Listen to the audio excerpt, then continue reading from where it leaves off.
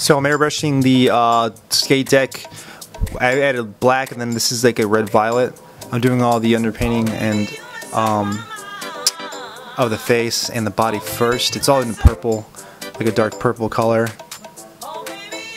And this just gives me the map out of how I want to paint and, you know, do the design. Just giving me the lights and darks and values first. Adding some more of her torso, and then I added some darker a purple to it. Not really black, just a little bit to that original purple color. Here I'm shading in all the colors on top of that, just giving me the high contrast areas, and then the lights, so I can kind of gauge which areas I want to paint after that. And that's pretty much what I'm doing, is going over these areas and reworking them, refining them, making them as good as I possibly can. I zoom in here, and then I'm painting her hair.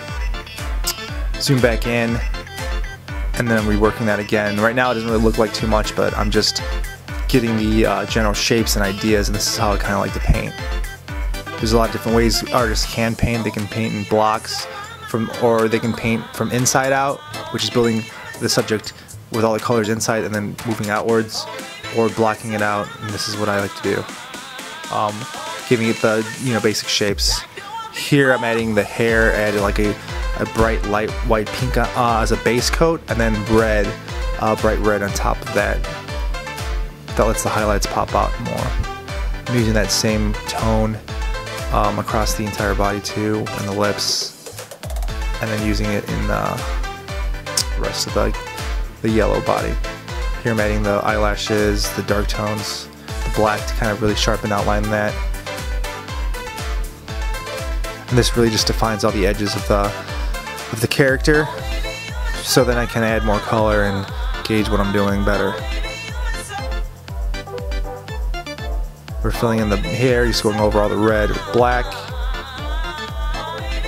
Filling in the eyes, the lips, adding more black to the hair, defining the shapes and curves of the hair. And then like shaping the face as well. As I add black, it kind of build it back to how her, you know, face should be shaped. And I'm still going to work that again. So now I'm adding more black to the outside in those strokes.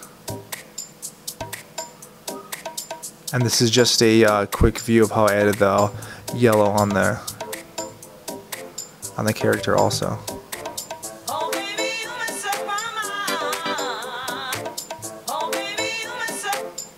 So I used like a bright yellow, and then on top of that I used yellow, but then I added white to it to give it a really high punchy color.